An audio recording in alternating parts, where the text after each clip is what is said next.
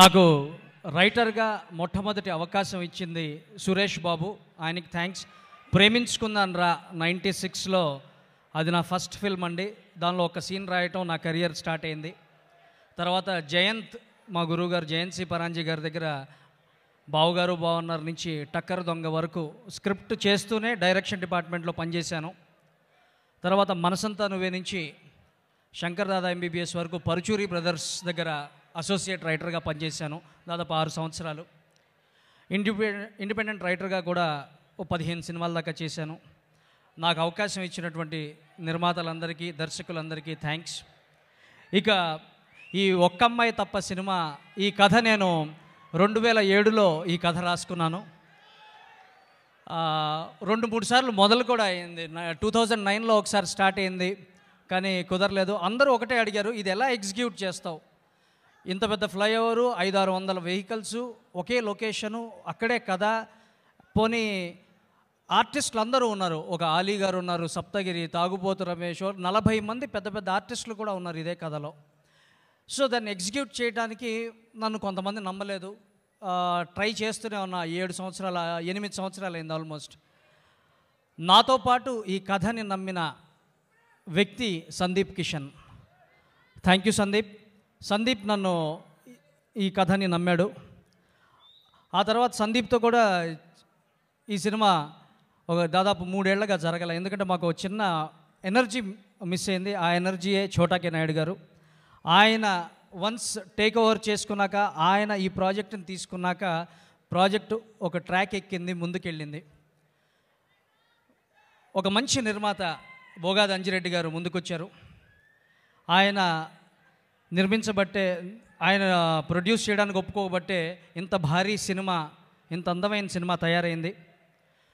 దీనిలో ఒక చిన్న విషయం చెప్పాలి. దీనిలో దాదాపు గంట సేపు గ్రాఫిక్స్ ఉంటాయి, నిజమే. అయితే ఆ గ్రాఫిక్స్ మీకు కనపడవు, అది నిజమే. ఎందుకంటే హైటెక్ సిటీ ఫ్లైఓవర్ మీద జరిగే కథ ఇది. సో నిజంగా ఫ్లైఓవర్ మీద షూటింగ్ చేయలేం కాబట్టి దాని నమూనాని, దాని సెట్ని మేము అన్నపూర్ణ స్టూడియోలో వేసి మిగతాదంతా గ్రాఫిక్స్లో క్రియేట్ చేసాం. ఈ సినిమా ఒక షెడ్యూల్ అయిన తర్వాత మళ్ళీ మేము ఆగాం. ఎందుకంటే హీరోయిన్ దొరకల మాకు. నిత్యా మీనన్ గారు, మా అమ్మ. హలో అండి, థ్యాంక్ యూ సో మచ్ నిత్య గారు. నిత్య గారు నేను కథ నేరేట్ చేశాను. మామూలుగా హీరోలుగా గంట చెప్తాను, ప్రొడ్యూసర్లు ఎవరన్నా 2 అవర్స్ వింటారు. నిత్య గారు 4 గంటల 10 నిమిషాలు ఈ కథ విన్నారండి. కంప్లీట్ డైలాగ్స్తో అయితేనే నేను వింటాను అని కండిషన్ పెట్టారు. సో 4 గంటల సేపు కంప్లీట్ స్క్రిప్ట్ విని ఆవిడ ఒక ప్యాడ్ పెట్టుకుని ఏదో రాసుకుంటున్నారు నేను కథ చెప్పేటప్పుడు. నాకేమో చిన్న టెన్షన్, ఏం రాసుకుంటున్నారు అర్థం కావట్లేదు.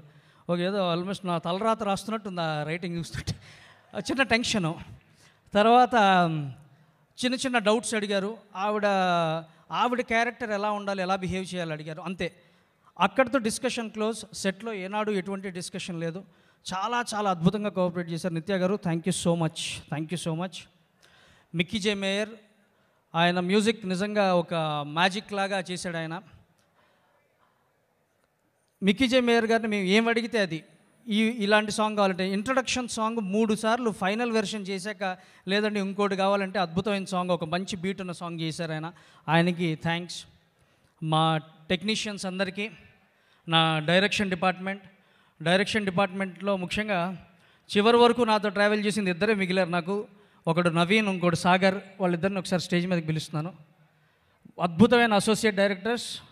సాగర్, వాళ్ళిద్దరూ నాతో ఈ జర్నీకి చాలా చాలా హెల్ప్ చేసిన అసోసియేట్ డైరెక్టర్స్. వీళ్ళ నాతో చివరి వరకు ఉన్నారు ఎవ్రీ మూమెంట్లో. Thank you brother, thank you Naveen. Darling, love you.